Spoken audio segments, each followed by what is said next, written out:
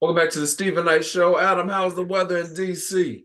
Well, the weather in DC is good here, Stephen. We're in the 70s today. I think we'll get Oh, up yeah. to the 80s, so it get a little warm, but so far can't complain. Yeah, that's how it is here. So good. You see anything good? Yeah, yeah. So, well, first of all, I was out of town last weekend, out in Disney World, catching Oh, the sights. how was Speaking of, that? it was good. Speaking of weather, about 100-degree heat index. So, yeah, hot days out there.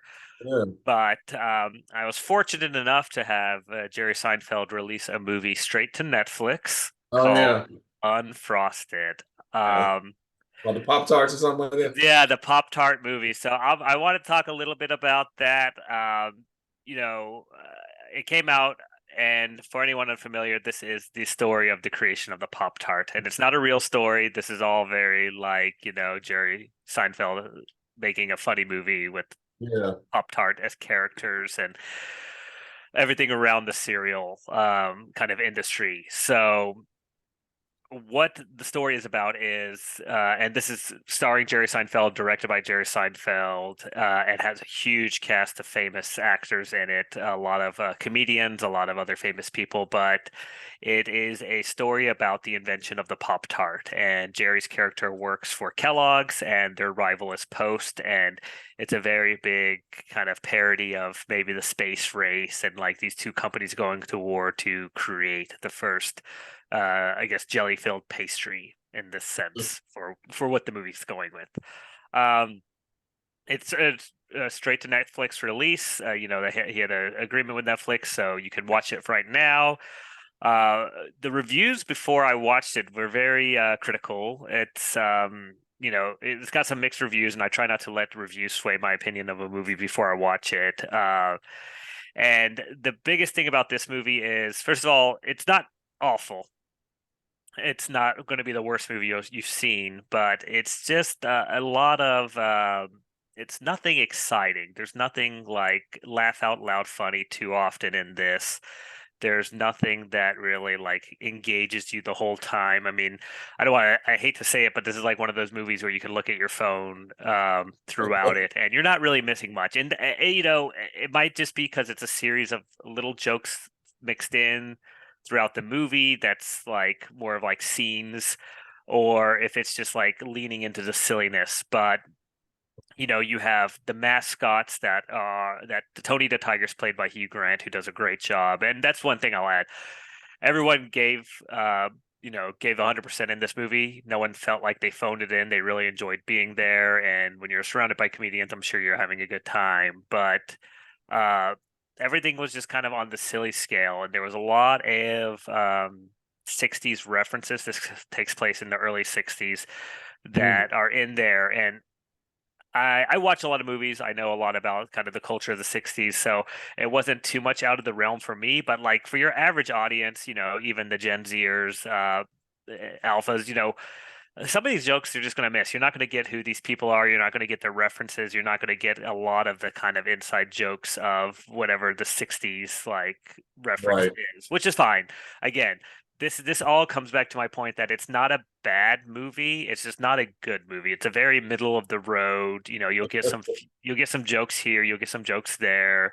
I know he's on a media tour, media frenzy lately, so he's been promoting this movie Yeah. nonstop and everywhere. And he tried to say, he made that comment that like you can't make shows that are edgy or comedy that's edgy anymore, even though It's Always Sunny in Philadelphia has been around forever and still goes strong. Um, but yeah, it's just a big again. It's a movie that you can put on in the background, catch a few jokes here and there, see some silliness. My personal favorite scene is when John Hamm comes out and they're doing a whole Mad Men scene with Don Draper and Roger Sterling. That was hilarious. Again, I'm a Uh, I'm a big Mad Men fan, so that added to it. But yeah, it was just it again.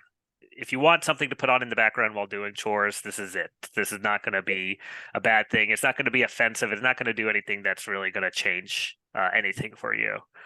Um, yeah, I saw an interview they did the cast, and it was either him or one of the other cast members. They were saying that when they were shooting, these two people on set got in an argument. He said, "Y'all, this is a movie about Pop Tarts.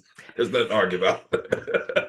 Yeah, very low stakes. Very low stakes. Uh, You'll go and you'll see your cameos. yeah. You'll get like again jokes like he drinks this orange beverage. He's like, oh, it kind of has like a tang to it, and then like, oh, that's Uh, a great name for the drink. Let's call it that. So little things like that, where again, it's fun. It's yeah, nothing exciting. You get a chuckle, and then you move on to the next scene. yeah. Um, so that was the big thing I watched last weekend, and I know we've been on break for a little while here. So the only other thing I want to talk about is this other film.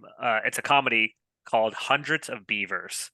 Mm, Now this one is pretty obscure, but it did just get released a few weeks ago, and it is kind of on the opposite end of the spectrum, a very small budget release from this director Mike Cheslick, and it's literally the story is it's set up as a black and white film, silent film for the most part, slapstick comedy. So think of Looney Tunes mixed with the silent films of the 20s, mm, mixed with a little bit of a gaming element to it. So there's a lot going on here, but it follows the story of this Applejack farmer that starts to his whole farm gets destroyed by a pack of beavers, and so he becomes a fur trapper because he wants to get rid of the beavers. And there's a storyline where he's wanting to win the merchant's owner's daughter's favor. So he's kind of working his way to becoming a better fur trapper and becoming a better person to do that and capture all these beavers, and then win the respect of the love interest. So it is an interesting one. I will say this: it's not for everyone. Again, there's a lot of zaniness to it. There's a lot of cartoony elements, but it is live action. It's mostly live action. There's a little animated stuff to it, but when he's fighting the beavers, they're just people in beaver costumes. They're not like actual beavers.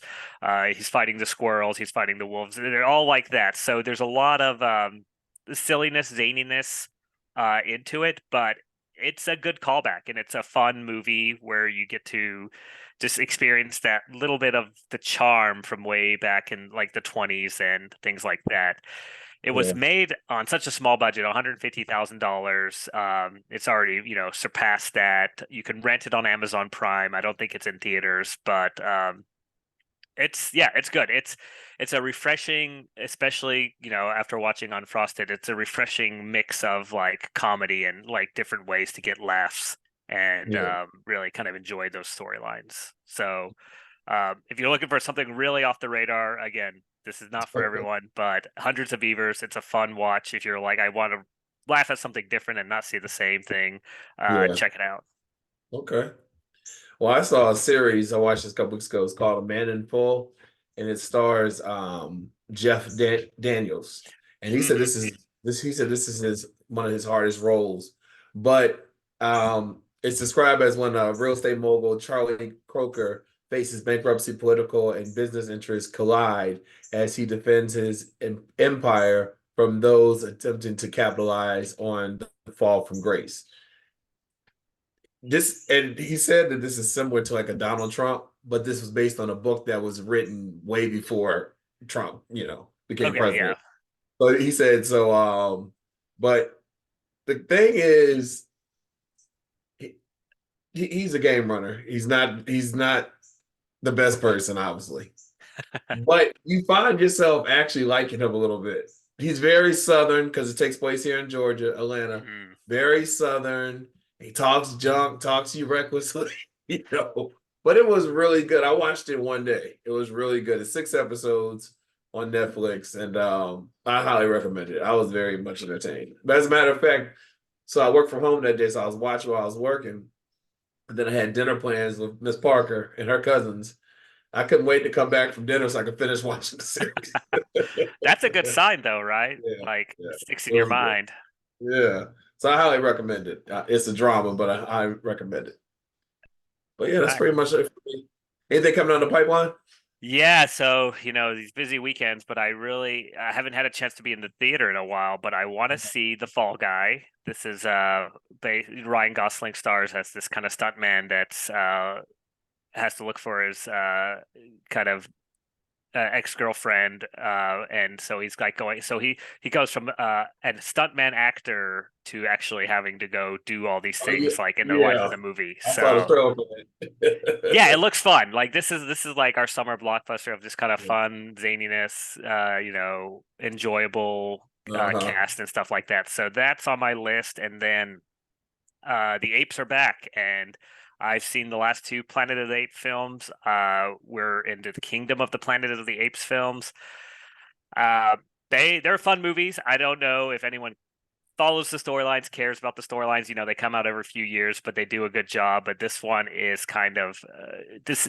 So if anyone's familiar with the old Planet of the Apes, it starts at like the end of time when all the humans were kind of they didn't really speak and everything like that. But the new series started from the origins. How did the Planet of the Apes start to slowly come about? And this story is going to be kind of actually taking place way after the last movie. And at this point, the world has changed. The apes are the civilization, and humans like have forgotten how to speak and kind of like reverted back to that primal ways. So, uh, they're fun movies. They're action movies. They're going to be kind of just kind of that intense back and forth. So that's on my radar as well. And then later this month is Furiosa, which is the Mad Max film prequel story about Furiosa. So a lot of things to look forward to, and I'm hoping to catch them all in the theater. All right. Well, as always, thank you for letting us know what to spend our time and money on, what not to. And have a great week. Right back after this.